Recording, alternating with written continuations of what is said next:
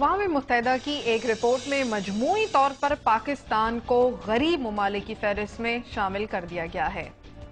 एक ऐसा मुल्क जहां अवाम की एक बड़ी अक्सरियत को अपनी इज्जत और जान के साथ साथ ग़िज़ाई ज़रूरियात के हुसूल के लिए महंगी तरीन खुराक खरीदना पड़ती है, जबकि खाने पीने की अशिया का गैर मयारी होना और महंगे दामों दस्तयाब होना भी खराब तवाज़ुन की निशानदही करता है। कभी कुव्वत खरीद हद से बाहर है तो कभी अदम दस्तयाबी। गैर सरकारी अदाद शुमार का हवाला दिए बगैर अगर सिर्फ हम सरकारी मालूमात पर ही इक्तफा करें तो पाकिस्तान में बढ़ती हुई महंगाई दिन ब दिन सिमटी हुई आमदनी के सबब आइंदा चंद बरसों में गुर्बत की शरह में खौफनाक इजाफा कर देगी। हैरत है कि एक एटमी सलाहियत की हामिल रियासत दुनिया में गरीब तरीन मुल्कों की फहरिस्त में शामिल हो जाएगी। मैं हूं सोफिया जमाल और महंगी तरीन खुराक आज हमारा मौजू है। सवाल यह है कि क्या मुस्तकबिल में एक आम आदमी अपने जिंदा रहने या अपनी ग़िज़ाई ज़रूरियात को पूरा करने के लिए खुराक खरीदने की सख्त बरकरार रख पाएगा या नहीं।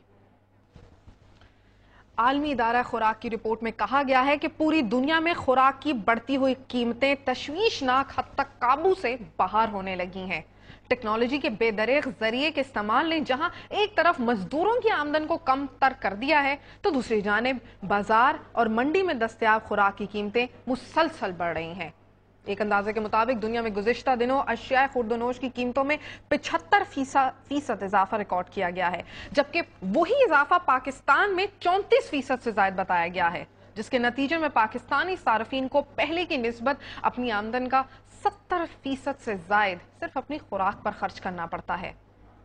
पाकिस्तान में जुलाई 2010 में आने वाले सैलाब से लाखों एकड़ रकबे पर खड़ी फसलें, सब्जियों और फलों के बागात को शदीद नुकसान पहुंचा था, लेकिन हुकूमत का कहना है कि वह मुतासरा इलाकों में किसानों और ज़राअत की बहाली के लिए इक़दामात कर रही है, जबकि कई आलमी तंजीमें भी इस काम में हुकूमत की मावनत कर रही हैं।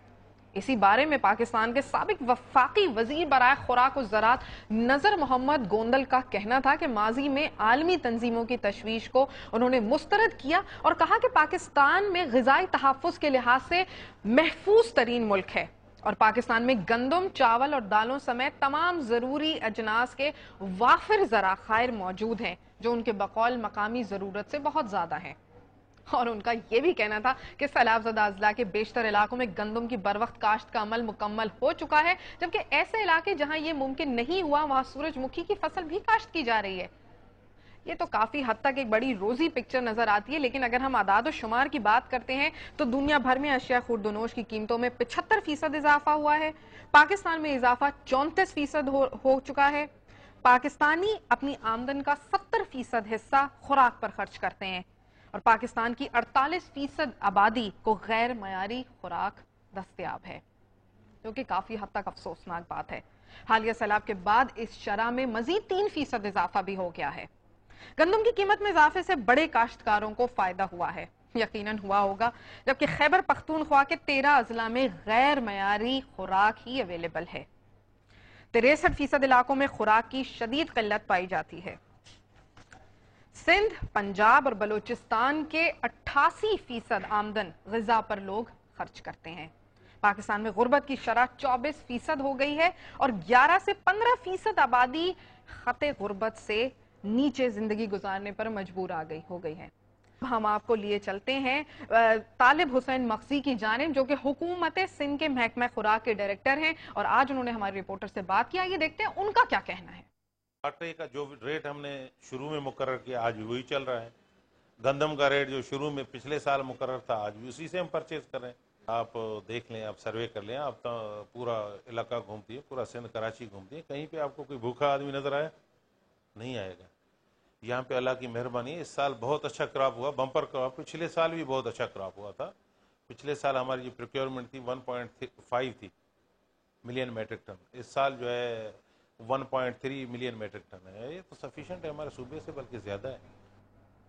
ये थे महकमा सिंध के खुराक के डायरेक्टर तालिब हुसैन मगज़ी, जिनका कहना था कि खुराक तो बहुत वाफिर मिकदार में अवेलेबल है, लेकिन सवाल यहाँ पर ये उठता है कि यकीनन खुराक अवेलेबल है, लेकिन क्या गरीब आदमी में उसको खरीदने की सख्त मौजूद है? लोगों का क्या कहना है, आइए देखते हैं।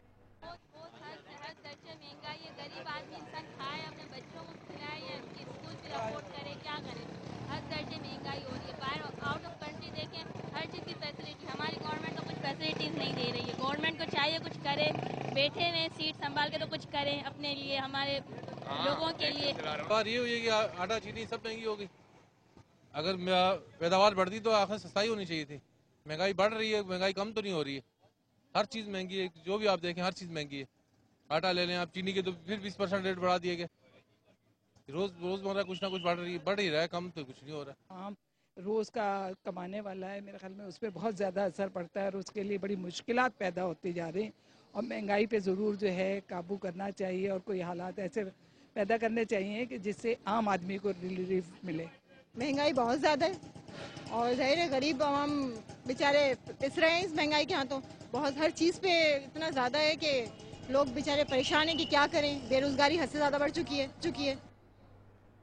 آپ نے دیکھا کہ عام لوگوں کا کیا کہنا ہے. ہر طرف ایک ہی آواز اٹھتی ہے کہ مہنگائی بہت زیادہ ہے, یعنی کہ قوت خرید ایک عام آدمی کی بہت کم ہے. جبکہ آپ نے سندھ حکومت کے محکمہ خوراک کے ڈائریکٹر کی بھی بات سنی, جن کا کہنا تھا کہ بہت وافر مقدار میں کھانا موجود ہے اور کوئی بھوکا نہیں سوتا. اسی سلسلے میں بات کرنے کے لیے ہم نے اسٹوڈیو میں مدعو کیا ہے جناب فیصل بنگالی صاحب کو, جو کہ ماہر معاشیات ہیں, لیکن ہم ان سے بات کریں گے ایک وقفے کے بعد. ہمارے ساتھ رہیے.